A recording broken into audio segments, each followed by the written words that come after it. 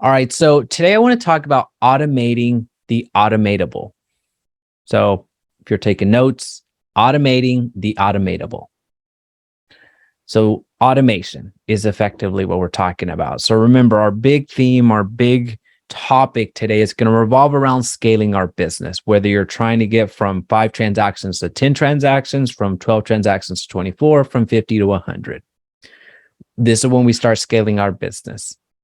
And it's going to look very different in each one of your businesses, but there's some common themes and some common practices that actually I know for a fact that a few of you have already gone through this exercise with me, so it's going to be a good refresher.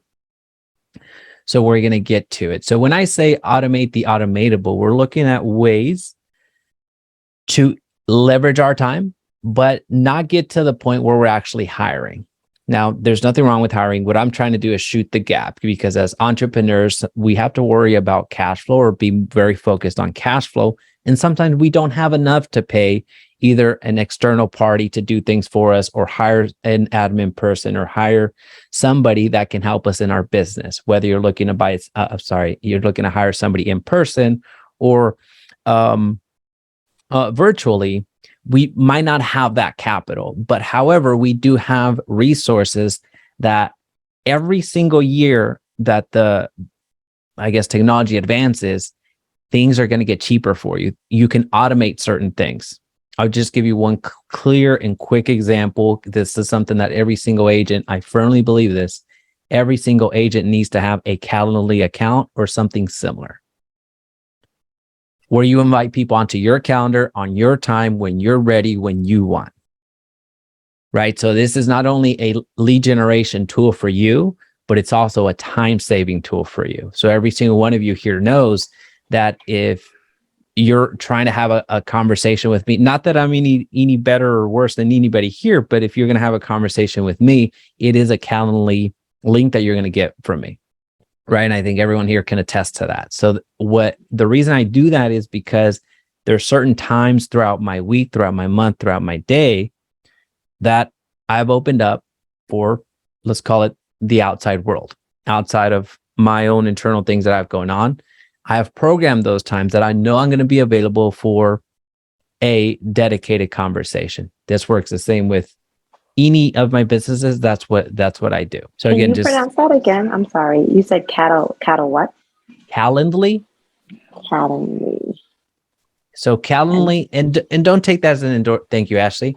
Don't take that as an endorsement to you go out and get Calendly. There's other software. What I'm trying to get the point across here is a scheduling setter or appointment setter, something that people can schedule on your time, right? So it's a way for people to get onto your calendar without you having to go back and forth. Hey, when are you available? Well, I'm available on Fridays. Okay, well, what times on Fridays? Oh, it turns out I can't do it this Friday. It has to be next. You eliminate all that, right? So that's just an opportunity for you to leverage your time. So those are the strategies that you're going to get today on scaling your business through an automated way. So automate the automatable, because regardless of, well, actually, let's go through this exercise first. This is something that you're going to be able to do partial while we're together. And I encourage you to do it. But at some point, you need to do that today or tomorrow, at latest tomorrow. You need to do this in your business if you're looking to grow it. You need to list out everything that you're doing on a given day.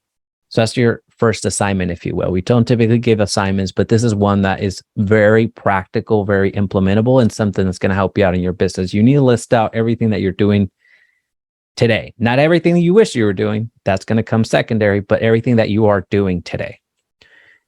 And I'm talking about sending emails. I'm talking about reading emails. I'm talking about logging on to Facebook. I'm talking about shooting videos. I'm talking about cold calling. I'm talking about showing homes. I'm talking about dropping the kids off. I'm talking about picking up the kids. I'm talking about everything that you're doing in your day, in a regular day, that needs to be documented. That practice alone is going to say a lot about you, about your business, and it's going to shock you. For some of you, it's going to be one of our agents, Robbie, says, he says it so much, jolt. It's going to jolt you into action. It's going to really is going to really surprise you. For some of you, it's going to surprise you for the negative. You're going to find out, well, maybe I'm not working as much in my business as I thought. Because of the 30 things that I listed, 2 of them have to do with real estate. That's self-awareness that we need, myself included. So every 2 to 3 months, I'll go through this exercise, and I'll get to that on step 3. But basically, step 1, list out everything that you're doing. Step 2, list out everything you wish you were doing. So this is, when I say wish, I'm not talking about goals, right? Like I want to make $1 million. Like, no. What I wish I was doing. I wish I was making 10 calls to my sphere every day. I wish I was sending 10 DMs to my contacts on LinkedIn. I wish I was shooting a short form video. I wish I was doing X, Y, and Z. I wish I was calling for 30 minutes a day. I wish I was, these are things that are tangible that could easily be implementable. The getting $1 million, that's going to take some time. It's these practices, these tasks, it's these things that need to happen with repetition, consistency, and patience that ultimately you're going to start seeing some results, right? So first, we're going to list out everything that we're doing to see, all right, exactly what are we doing? It's going to surprise you for good or bad. The second is we're listing out everything we wish we were doing. I wish I was, every time somebody subscribed to my YouTube channel, I wish I could go to their YouTube channel and comment. Every time somebody followed me on Instagram, I wish I would send them a video thanking them for following me on Instagram. Right? So these are all things that you wish that you were doing. Is this making sense so far? If I need to slow down, just let me know. But this is a practice that you can do over and over and over again. Again, our main goal here is to scale our business. One of those ways that we're doing that is automating the automatable, which we'll get to here in a little bit. So once you have those 2 lists, we need to start pruning. This is step 3. We start pruning things that shouldn't be done. This is something that we get into a habit of let's just say, I'm struggling with example, sorry, but let's a habit that you're just doing out of habit. I mean, if somebody were to ask you, well, hey, Ashley, why are you doing that? Or why are you doing it that way? If we can't answer for that, then it has no business in our day-to-day, right? And this is when we really start filtering out some things where at some point you get so busy that a driver makes sense, or a practice or a new rookie agent drives you around. I know these sound weird, but there's agents that are very high producing agents that not only have shown up here and given us their best practices, but are in your markets that are doing these time-saving strategies, these money-making strategies that are growing their business, they're scaling their business. Now, we may not all be there yet, but there's some things that as we do these exercises over and over again, there's going to be things that we can leverage out, right? So this is where we start pruning. So step number 3 is you start pruning things that, you know what, I've been doing this daily, but it hasn't really worked. I'll give you one strategy. When this was actually years ago, so I probably shouldn't bring it up, but I used to comment on every on certain videos that were in my market that were from business owners. I would do that for 30 minutes a day. And it wasn't the most productive use of my time. How did I know that? Because it didn't add any money into my bank account. So it's a very direct way, but it was something that I was just doing for so long and way too often, and just was becoming a waste of time and money, that it wasn't until I started doing these exercises more consistently that I was able to weed that part out of my business out and replace it with something a bit more fruitful. Does that make sense? Because at the end of the day, once you get your list together, that again, you're listing out everything that you're doing, it's going to give you a good sense of what's happening in your business. Once you list out what you wish that you were doing, and then you you prune out the ones that you don't want. That's step number 3. Really, there's 4 things that can happen. 1, you stop doing the task altogether. Again, the things that are left over, right? So let's just say you whittled it down from 80 things that you wanted down to 40 things, to give you an example. You could either stop doing all of those together, or certain of those tasks all together, which in a way is a bit of the pruning that we've already done. You continue doing them yourself. Whatever's on the list, you do yourself. You automate it, which is what we're going to talk about today, or you delegate it out by hiring somebody to do it. So either you stop doing it, or you keep doing it yourself, or you automate it to where a software and automation actually takes over, or you delegate that out by hiring an agency, hiring a person, hiring somebody else to do it for you. Does that make sense? So as we're thinking through these things, it becomes a game. You're gamifying it. I give you one clear example of automation, such as Calendly. So people scheduling onto your calendar. It's very implementable. For $12 a month, I don't know how much it costs, or any other software there. I'm sure there's free ones out there as well. For $12 a month, I'm able to save hours and hours and hours and hours of my, I wouldn't say day, but my weeks, my months, my years. I know my time is worth more than $12 in however many hours I end up saving for that one practice, right? So this becomes an opportunity. Again, this is why this is not a one-all be-all of, hey, just do this, and this, because everyone's business is different. Everyone has different, one, everyone's in a different place in real estate, but two, everyone has different responsibilities.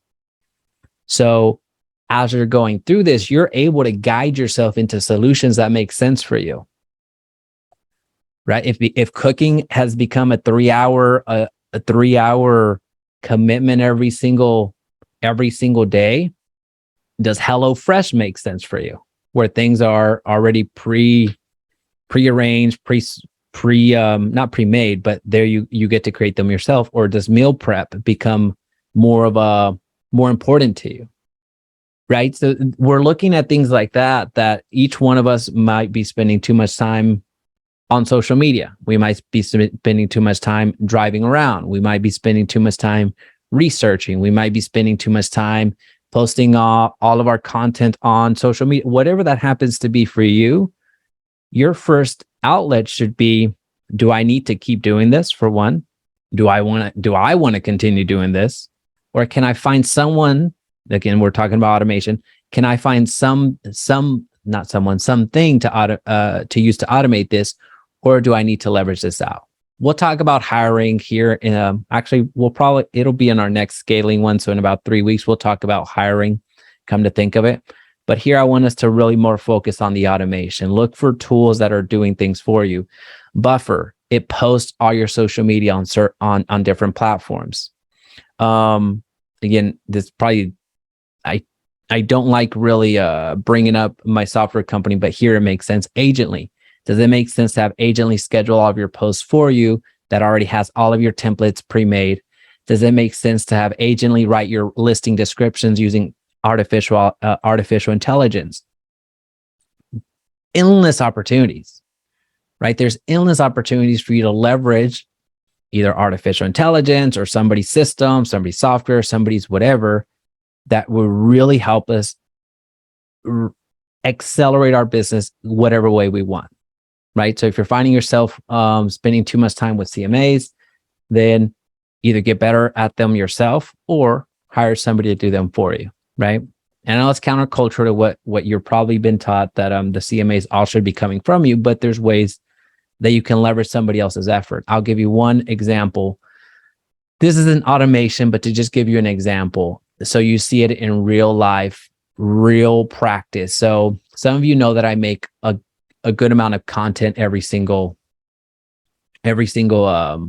basically day. And what I do, let me just hide all the sensitive information, as they call it. So I make a lot of videos every single day. And one of the big things that I'm doing right now is making city videos for a newer YouTube channel that I started about 2 to 3 months ago. So I have to create about 100 or so videos about cities. So I'm talking Fort Worth, Dallas, Bedford, Euless, Crowley, Burleson, Grapevine, Grand Prairie, Denton, Frisco. You get the drill. That's a hell of a lot of work. However, how I see myself now, this is leverage. This isn't really fully automation because I still have to show up and do the acting, if you will. But what I do now, let me share my screen.